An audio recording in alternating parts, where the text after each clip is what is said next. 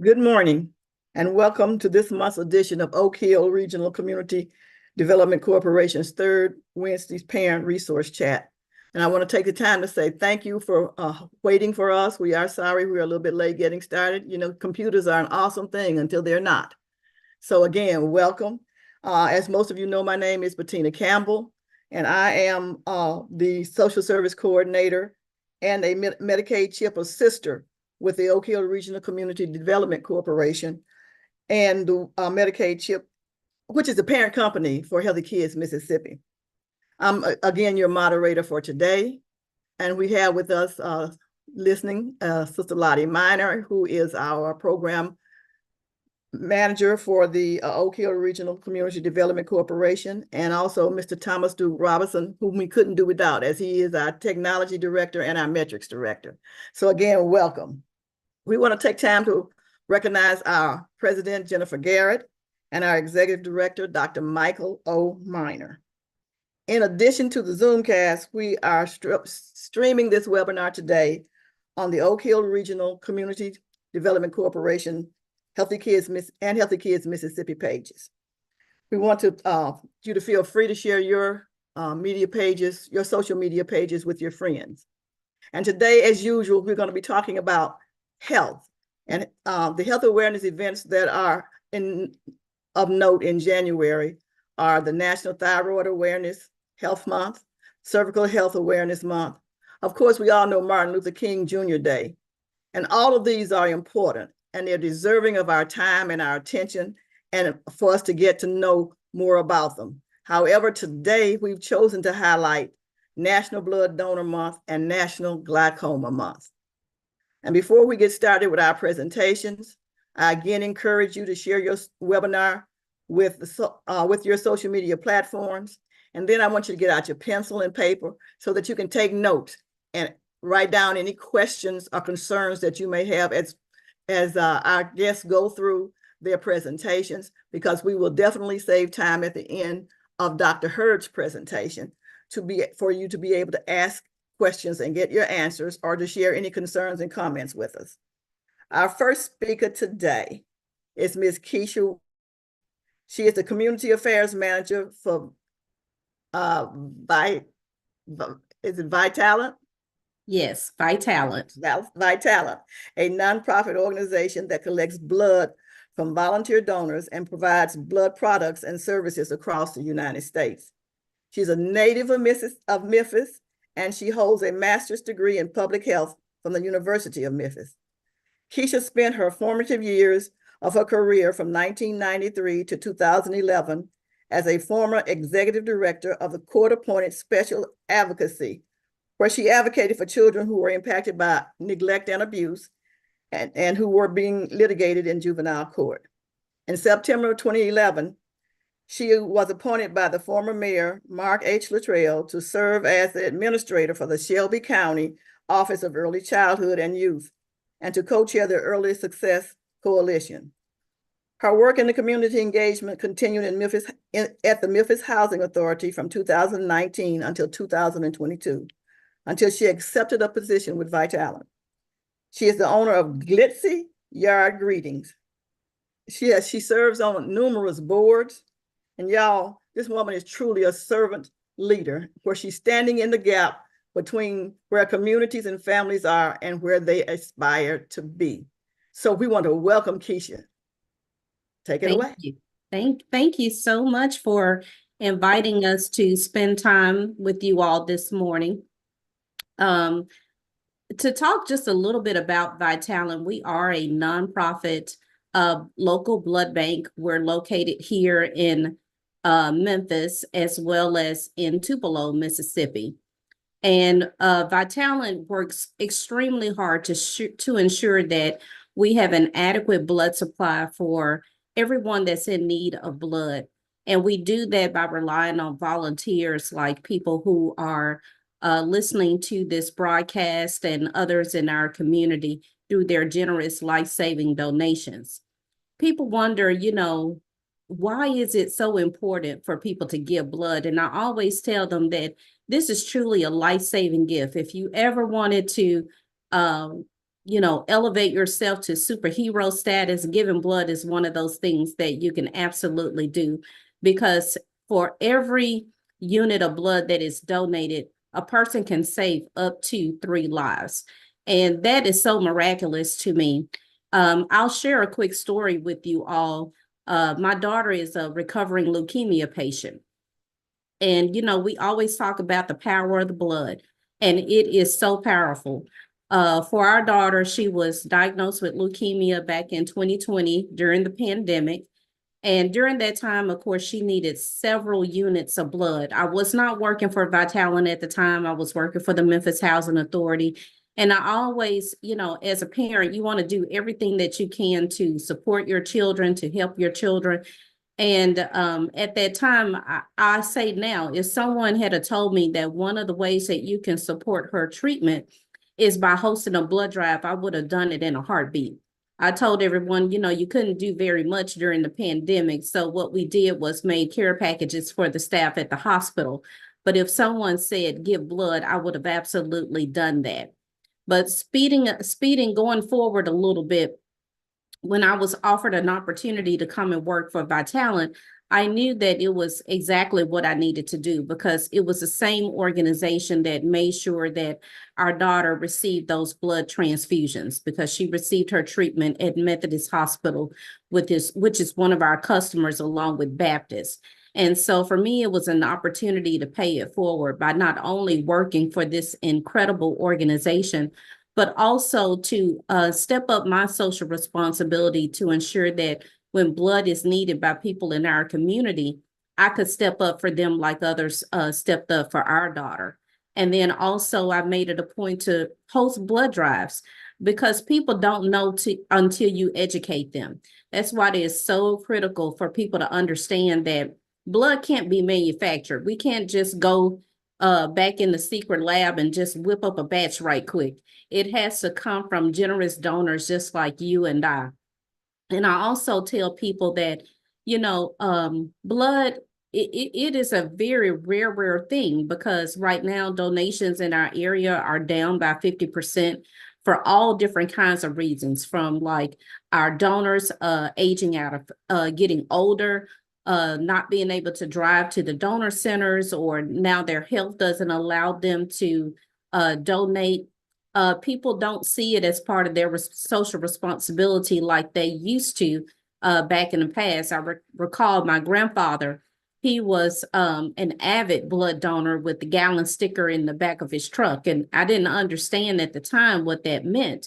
But for his generation, it was the thing to do. It was the way that they ensured that they gave back to their community. And we're trying to encourage people to take up that same mantra, that same cause, because we absolutely have to ensure that we have enough donors that are donating. Some of the other things that I tell people that they're curious about is, O positive is one of those universal blood types.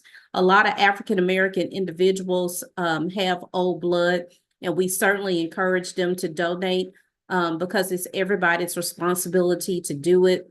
People don't understand, but I'm sure if they were to think back to situations that perhaps their families have come through, whether they have been a sickle cell patient, or perhaps were a new mom in which they may have needed a blood transfusion, or perhaps a transplant patient. All of those individuals needed blood at some point or another. So I say, think back, think about your own stories, and think about how important it was for volunteers to answer the call when individuals needed blood the most. And so I'm gonna stop right there to see if your audience has any questions. Is that okay, Bettina? Before we open it up to the audience, we will hear from Dr. Hurd, but before you leave, we just want to ask you a couple of questions myself. Okay. So what are the requirements for donating blood? You have to be at least 16 years old to donate blood. And if you're under 18, you have to have your parents' permission.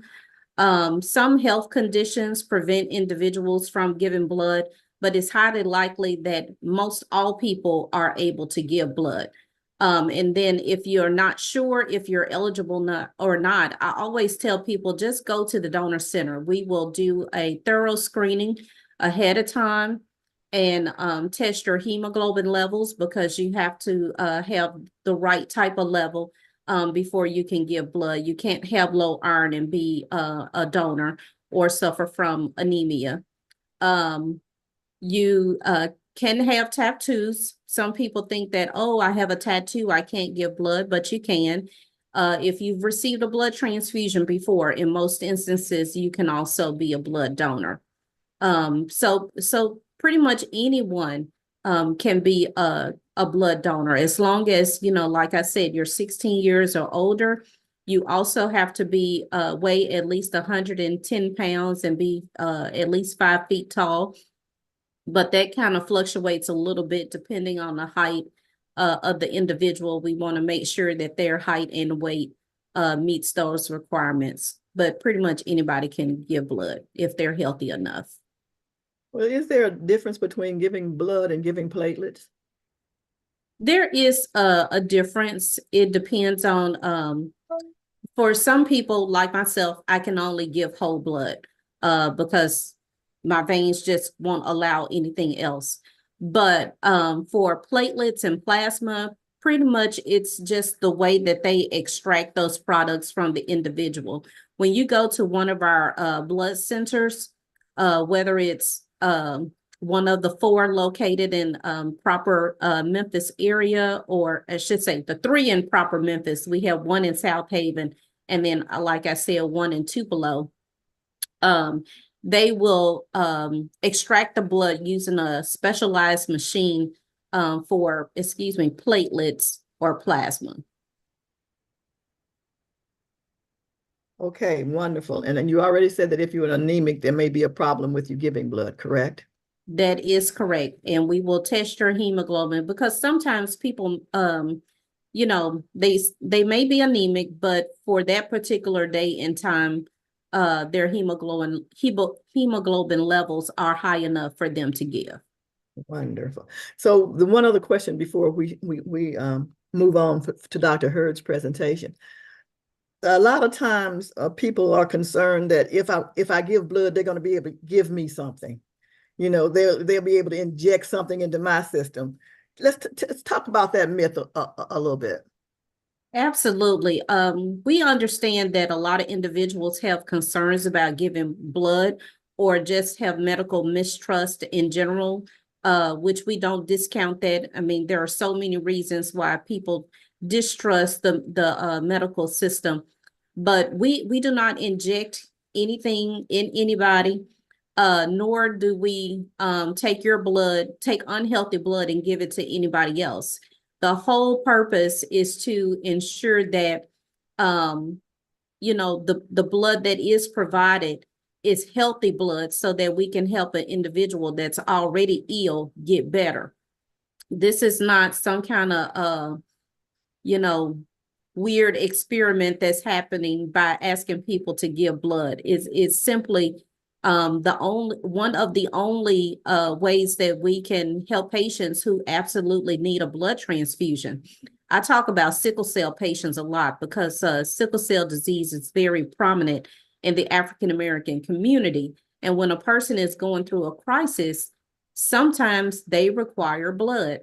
And it's very critical that individuals who are of African American descent be able to give blood, because people that are suffering from sickle cell disease have a better opportunity to get matched with individuals from their same ethnicity. So it's very critical that we give blood. A lot of us don't, because of some of those same things that you have brought up, whether it's medical mistrust or they've had a bad experience. And most of the times it's just that they just don't understand. They don't have the right education about why this is important. And the other thing that I tell individuals, because we do have some people that have decided to give on a regular basis, but they don't give blood to a nonprofit blood bank like Vitalant or the Red Cross. They go to places in which they receive payment. And people don't understand that if they choose to do that, then that blood never makes it to individuals in the hospital. It's typically sold overseas, sold to pharmaceutical companies, or sold for research. So some people, I've ran into quite a few people who think that, oh, I do this and, I do this on a regular basis and I go to this particular organization. And when I share that information with them, they are very surprised that their blood products are not actually making it to the hospital. They may make it there eventually through some type of medication or whatever, but if you are hoping that the blood that you're given to one of those pay organizations is going directly to a patient in the hospital that's in need, it's not, because the FDA requires that donors, that only donors who have given their blood voluntarily, those products can be transfused into patients in the hospital. Wow. Well, thank you so much, Keisha. We're going to stop there, but this is certainly some valuable information. And we want you, if possible, for you to stay around, because I'm sure there'll be more questions that people might want to ask of you. So again, thank you so much. And as I stated, we will hear from Dr. Hurd now before we really open up and allow the participants that are calling in to get into conversation with you or him. So let me just say, upon doing my research, I found that this man has an awesome history. In fact, when Bill Hurd enrolled at Notre Dame in 1965, he was one of a few African-American students there. During his years at the university, he was named an All-American and Notre Dame's 1968 Athlete of the Year. And eventually he became the captain of the track team. Dr. Hurd has performed countless surgeries all over the world, doing annual service trips that span more than 2 decades, from the 1980s to the early 2000s. And I'm going to stop right there because, I'm sure that since 2000, there's a lot that he's done. But I'm going to open it up and just let him present himself in his own way. Dr. Hurd.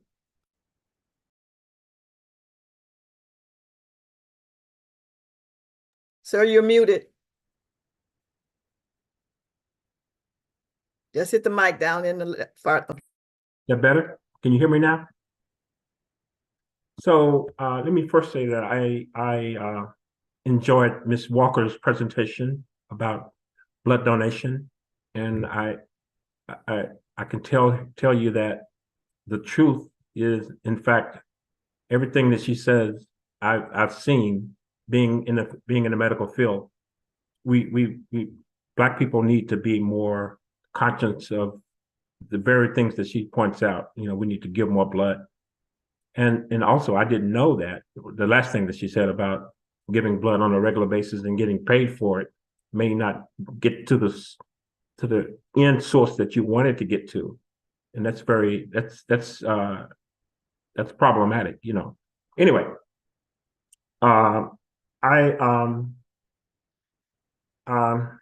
I started out at Manassas. I grew up in North Memphis. I went to Notre Dame. I got a Bachelor of Science in Engineering, electrical engineering. Then I got a master's degree from MIT up in Massachusetts, in Cambridge, at the Sloan School of Management.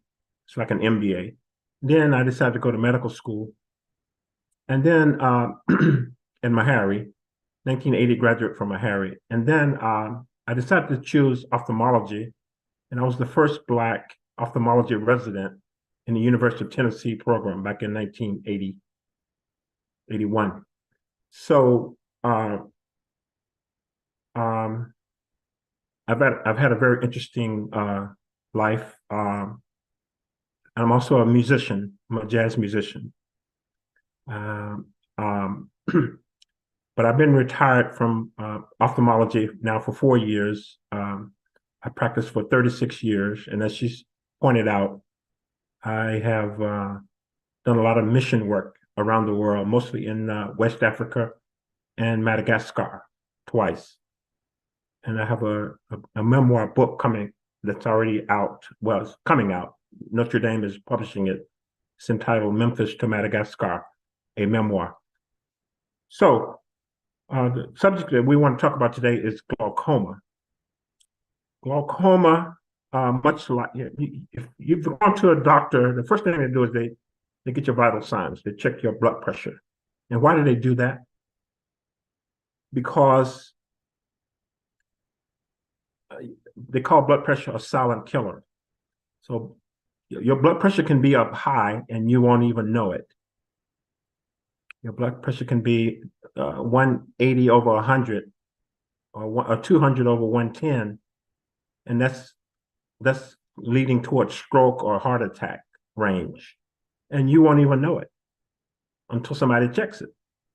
So similarly with glaucoma, the pressure inside of your eyeball needs to be within a certain range from 10 millimeters of mercury to 20. Now, if it's above that 20 level, I'm talking in generalities now, and if it stays above 20, that's a setup for glaucoma where elevated pressure inside of the eyeball beats on the optic nerve coming from the brain, and it destroys the optic nerve. And once that nerve is destroyed, that's irreparable. And plus, on top of that, there are no symptoms if the pressure is high. So most of the time when you go to an eye doctor, the first thing they're going to do, they'll take a history and they'll check your vision. And then most of the time they'll put you in front of a machine called the slit lamp. You put your chin in there and they'll put some drops in your eye, and they'll either blow some air or they'll put a tonometer and check the pressure in your eye. And then they'll look at your nerve. And we do that on all patients above 40 years old, because 40 years old seems to be some kind of magical cutoff where the incidence of glaucoma rises. Glaucoma is more prevalent in Black people. And there's a reason. It's tied to, number one, genetics.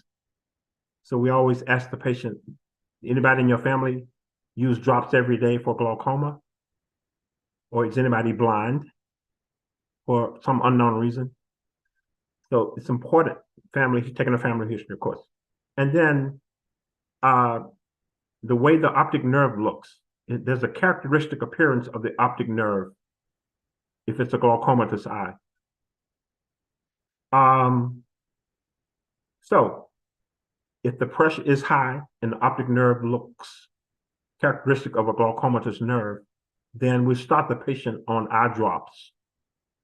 Usually the first line of defense is 1 drop a day, usually something like latanoprost or Lumagan or Travatan, 1 drop in each eye in the evening time. And most of the time, most patients who have glaucoma, there are basically two types of glaucoma. There's the open angle glaucoma, and then there's the close angle. Most people have the open angle. And the angle refers to if this is the iris plane, and this is the cornea, the angle is right there between the cornea and the iris. So that's the angle. So if it's a narrow angle, it's like that. If it's and if it's an open angle, of course, it's like that. Anyway, so most people can be glaucoma. That drop lowers the pressure by allowing the fluid in the eye, not tears, but aqueous humor. It's the fluid that's made inside of the eye, and it's also drained out of the eye at the same time. So if it's drained out too slow, or if the fluid is made in too high a rate, then the pressure goes up and up and up. So the drops are designed to allow the fluid to flow more quickly out of the eye to lower the pressure. That's the whole idea, is to lower the pressure. Now, sometimes 1 drop doesn't work. And the only way to know that is to keep going back to the doctor and let them check the pressure. If the drop doesn't work, then we add a second drop. If the second drop doesn't work, then we add a third drop. We have about 12, a dozen different eye drops for glaucoma. And once you get to 3 drops, we call that the maximum medical therapy. Then if that doesn't work, then you have to go to some other more invasive procedure, like a laser procedure, to make small openings in that angle to allow the fluid to go through, or you have to have a surgical procedure called a trabeculectomy to make a surgical opening. You have to do whatever you can to lower the pressure. And again, you can't feel, the patient said, well, I don't feel any pressure in my eyes, because there are no sensitive nerves to tell you that your pressure is up high, just like you can't tell if your blood pressure is up unless you get a headache or something. But anyway, so it's a tricky, now if a patient has cataracts, we can just take the cataract off and your vision goes back to normal.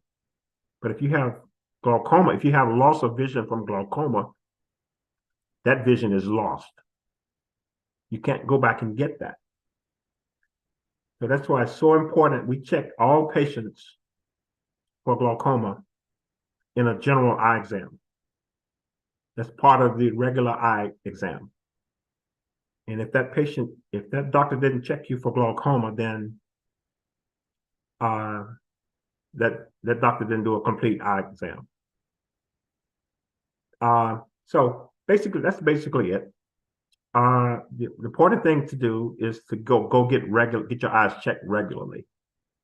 And even if you go to an optometrist and not an ophthalmologist like me, that optometrist will check you for glaucoma. Even if you go looking just to get some glasses, that optometrist will check you for glaucoma. And an optometrist is able to prescribe eye drops.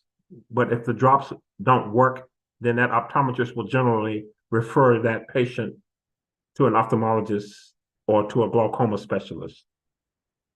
And that's basically it.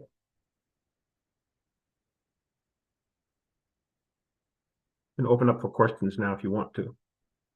Okay, well, thank you so much, Dr. Hurd.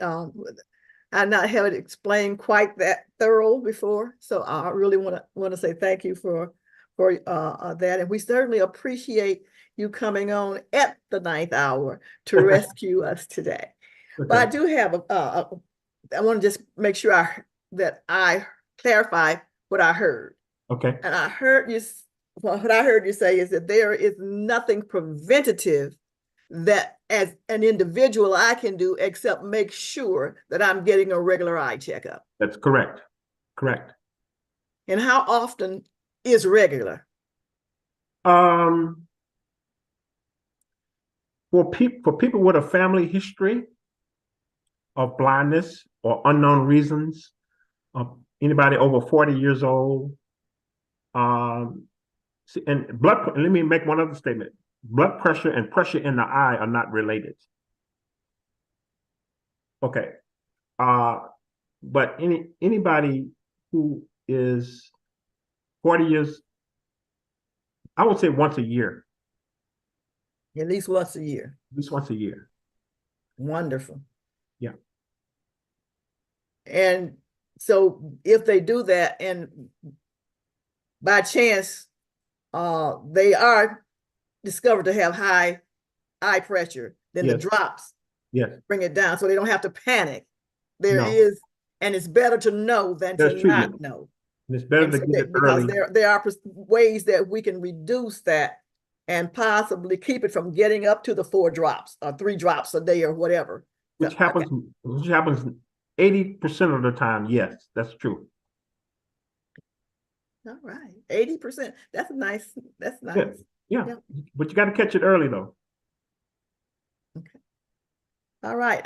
So again, I want to thank you for your for sharing, and we're going to ask the Duke if you can. It was time for questions and answers. So if you will open it up and see if there are any questions on social media, we'll ask those first. If not, then we will go to the ones on Zoom, and there are some in Zoom. Okay, if anyone on Zoom has a question, please raise your hand and we'll unmute your mic.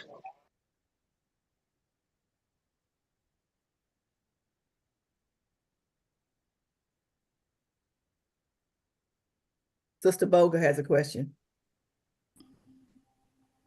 It's for Miss Keisha. The question is, if you have the sickle cell anemia or sickle cell anemia trait, can you donate blood? Yes, you still can donate blood. You can probably donate with the American Red Cross if you have the trait, but unfortunately with Vitalant, we do not have the equipment to process individuals that carry the trait. Okay. And for Dr. Hurd, if you have been diagnosed with borderline, well, if you're having problems, at what point should you go ahead and consider the surgery or consider having the surgery? If it's borderline, if you're a glaucoma suspect, then we see you probably every 6 months. We check the pressure every time you come in. We look at your nerve, make sure that it hasn't progressed. And we make sure your vision is stable. And what I'd like to do, I go ahead and initiate treatment. I go ahead and start the patient on drops. Some doctors don't. I like to be a little bit more aggressive than other doctors. I go ahead and start the patient on eye drops just to bring the pressure down to in the mid-teens. And then have them come back. Glaucoma patients come back every 4 months and we check their pressure. Yeah. Okay. I need to see my doctor then. Okay. And if you you're diagnosed with, yes, you're fearful glaucoma. of having the surgery, The surgery is a last resort. We yes, try drops first. right. That's the good thing about it. Most patients are well controlled with eye drops, and most patients are controlled with just one drop. So Okay. you're not going to go blind. If you catch it early, you'll be fine. Okay. And for those that just kind of pushed it, and then the doctor told them you're going to have surgery. Only after they've been on 3 drops. 3 drops. Okay. You can also have a laser procedure, which is not as invasive as surgery. But there's new stuff always coming out too. But the key though is to get it diagnosed early. Yes. Yes. And if you have blind people in your family, try to find out why they're blind. I start out getting a history on my new patients all the time. And they said, well, I don't know why she was blind, but she was blind. I said, okay, Some were diabetics. That's correct. And that's right. You can go yes. blind from a bad diabetes out of control. It's called diabetic retinopathy. Yes. Yes. So thank you. Family history is important. Know your family history. Thank you.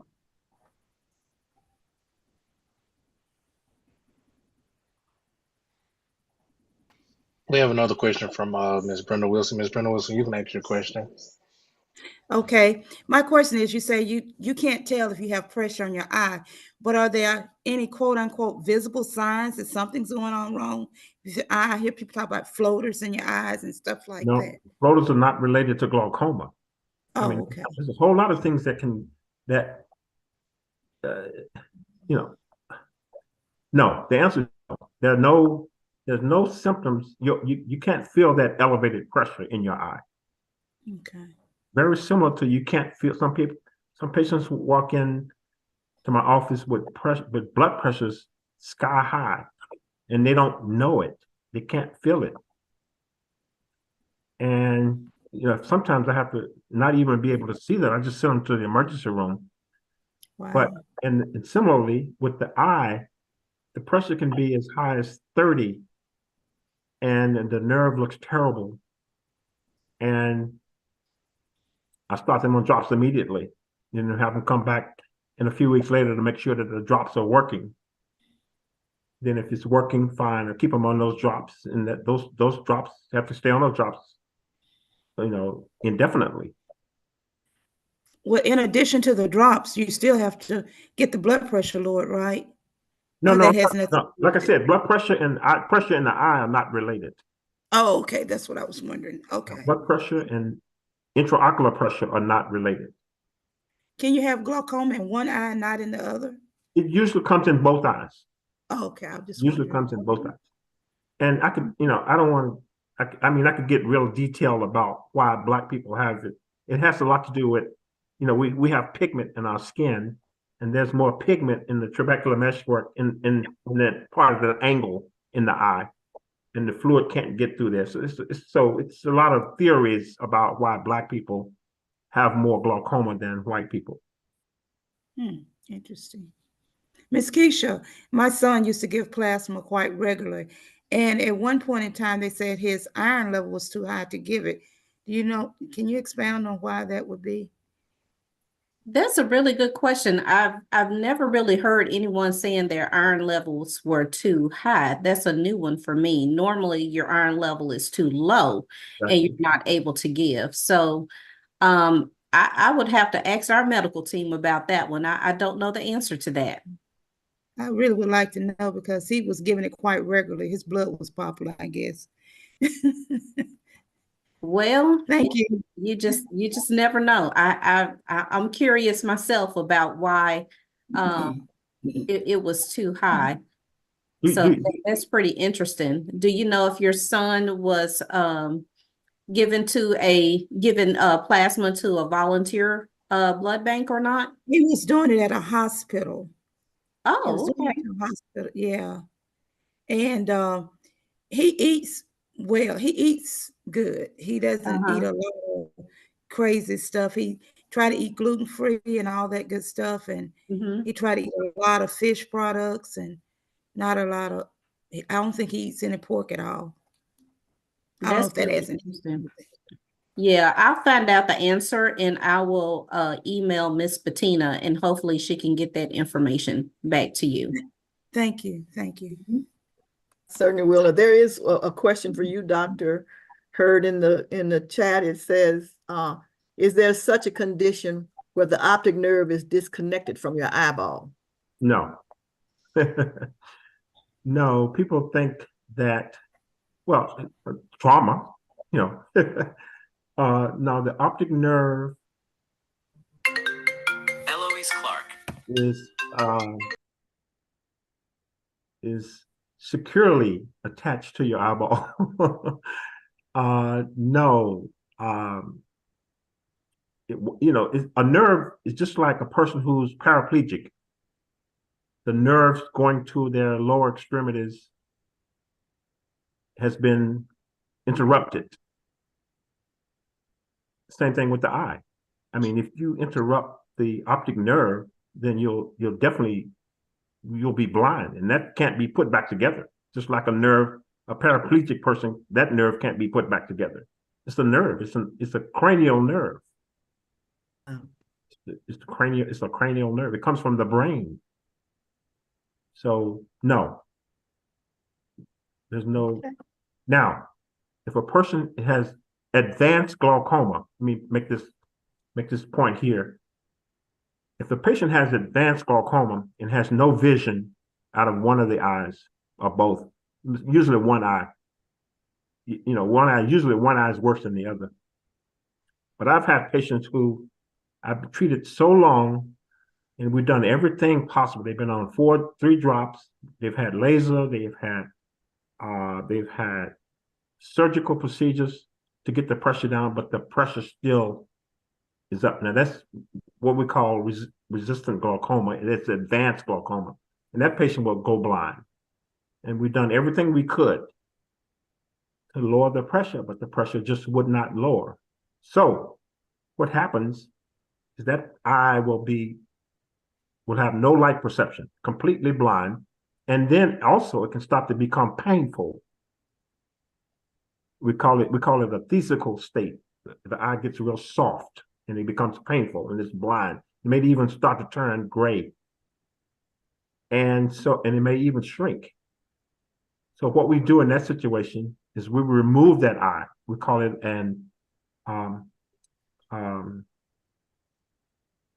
we remove the eye and replace it with a false eye, and we put the muscles on that false eye so that it looks like the other eye. So if you ever see a patient with a false eye, sometimes you can't tell because the plastic surgery is so good.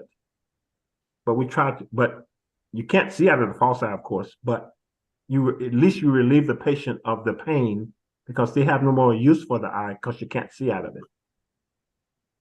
And I've done that I had to do that on many patients, unfortunately. Because you lose sight in one eye, that doesn't necessarily mean you will eventually lose sight in the other eye? Not necessarily, but oftentimes that's what happens. Okay, if there are no other questions. Ms. Latino, we have a question. We have a few more Okay. people that have their hands up. Okay, We're gonna start with Miss Tish. I know she had her hand up for a while, and then we'll go to Miss Perry, and then we'll go to Miss Loretta, and then I have a question from social media for Miss Walker. wonderful. Okay. Hello. Hello. I have a question starting off with Miss Walker. And I may have missed it, so I may be asking a question that you've already touched on. My husband is one of those who donated blood one time and gets a card in the mail from Mississippi Blood Bank. It seems like every month asking him to come back. How often can a fairly healthy person donate blood? You can donate blood every 56 days. And actually, you can donate more often depending on the type of product that you're given. So like, I don't want to quote you wrong.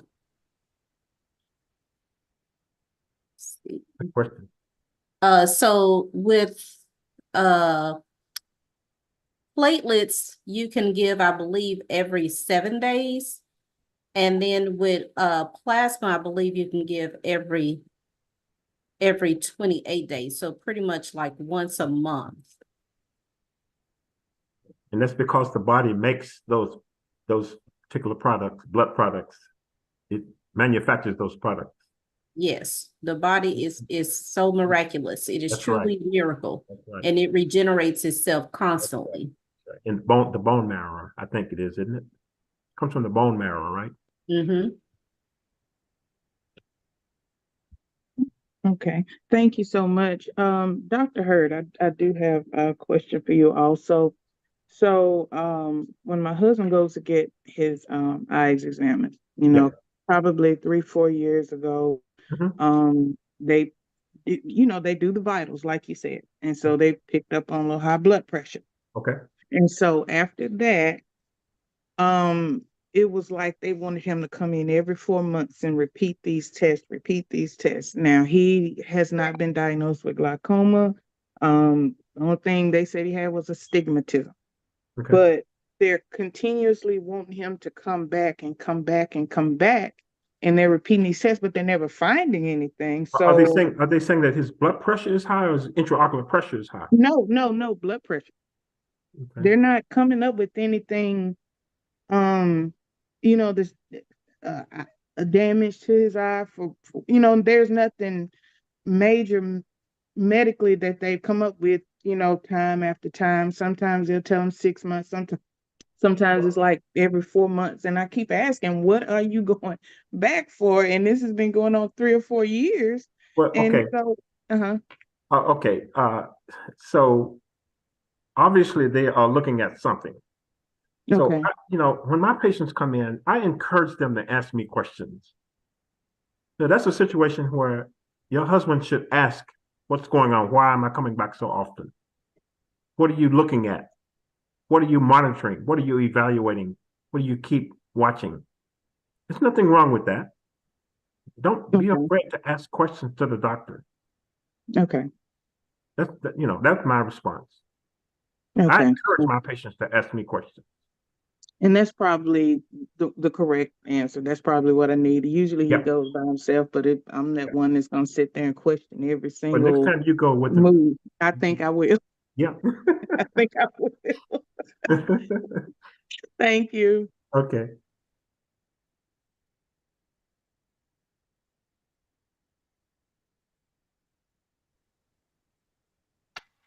Ms. Perry. Good morning to everyone. My question is for Keisha. If you have a history of your hemoglobin being low and you're receiving hemoglobin, how low is too low to donate blood? And if when you're donating your blood, if your hemoglobin drops during the process, what's the procedure that they take? Wow, this is a really technical question. Yeah. It's a good I question. would say that if you're already having issues with your hemoglobin, you probably do not want to give blood, because we don't want to put your health at risk.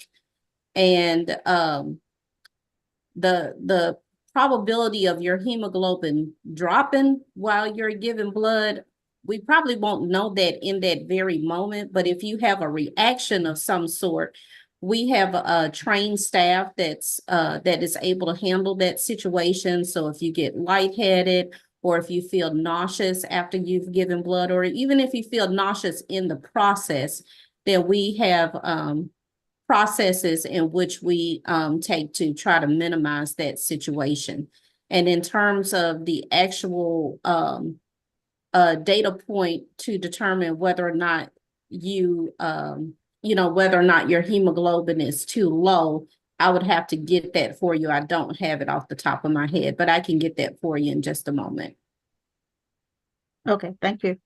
Uh-huh. Good question. Question from Ms. Loretta Miller. Okay, so my question is, I have someone in my family who is getting, okay, I'm the regional health ambassador, Duke. So I have someone in my family who is getting shots in their eyes monthly. And she says she has to get those shots for the rest of her life because I thought she said something about something behind her eyeball was disconnected. So she has to add fluid to her eyes. Does that sound right? Okay, that has nothing to do with glaucoma, first of all. Let's make that clear. So she didn't have glaucoma and not get it treated. No, that's probably not glaucoma. That's probably either macular degeneration. How old is she? 50. She's about 54 now. Is she very nearsighted? Not that we know of. Is she Never had diabetic? any eye problems. Is she diabetic? Nope. And that's what we thought, not diabetic. Well, that's a retinal problem. That's not glaucoma. Okay. It's not glaucoma. Okay. The vitreous is probably what. So it's hard to say what that problem is. It could be any number of things. It could be, number one, it could be macular degeneration, where we inject a fluid, medication in the eye to stop the new vessels from forming. Those vessels will leak and cause vitreous hemorrhage. This causes blood in the back of the eye. So to treat that, it's a cancer-like drug that was found that works by eliminating or keep those new blood vessels in the retina from forming. Therefore, it keeps the new vessels from leaking blood. So you stop the leaking that way. You stop the bleeding that way. Okay. Number two, if she was diabetic, that's how we treat diabetic retinopathy, because those new vessels are forming and they're bleeding and they're leaking.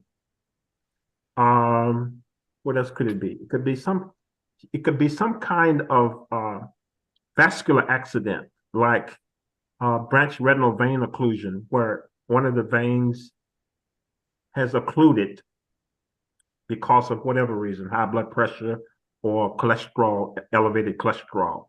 And so Again, I mean, it could be any number of things, but it's not glaucoma though. Oh, okay, okay. Because she says if she stops taking those eye drops, she'll go blind. I was just wondering. Oh, well, if she's taking eye drops, it could be glaucoma. No, she's not taking eye drops, she's getting shots. She's getting eye drops injections. and getting shots. I don't know. I don't know. I don't know either. I just thought that was kind of strange, that you're getting a shot in your eye, now the drops in your eyeball. That's kind of hard. The drops the drops don't have to be glaucoma drops either that she's using. She could be using steroid drops or not antibiotic drops, because she's on them she's on the drops indefinitely. I'm sorry, I mentioned drops, but she's really not on drops. She's on every 30 days, she's getting a shot in her eye. Okay. Every 30 days. And if she missed that shot, she'll go blind, and it's not irreversible. It's not reversible. It's not reversible. Yeah. That's not glaucoma. That's something else. And again, ask the doctor what it is. Okay. I don't know why we're so afraid to ask the doctor.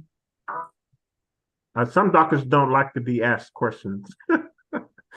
I don't understand that. I went to Meharry, and we were taught to treat the patients. Well, first of all, we were taught to go back to and serve to the communities that are underserved. And I have found that when I went from Meharry to University of Tennessee here in Memphis, the Black nurses and the Black patients were so happy to see me, because they were not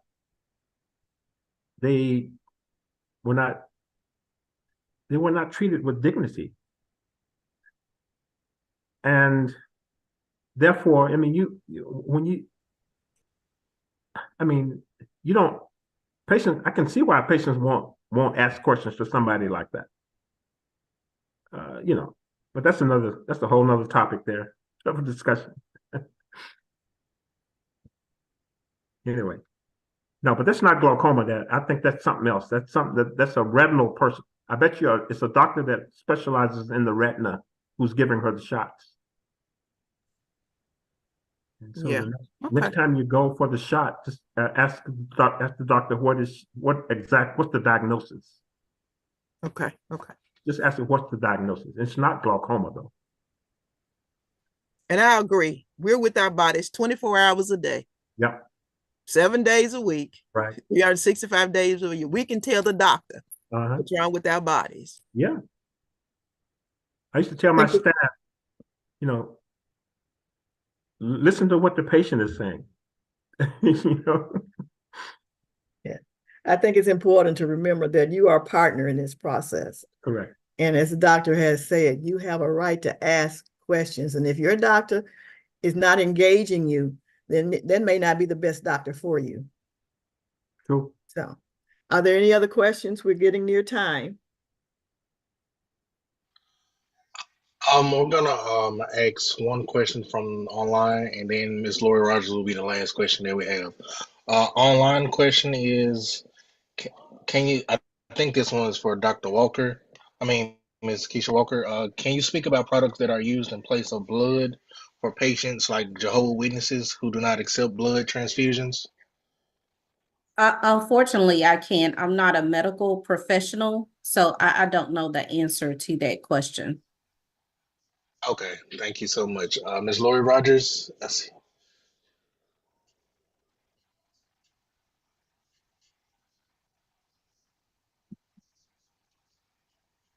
I'm sorry, Duke.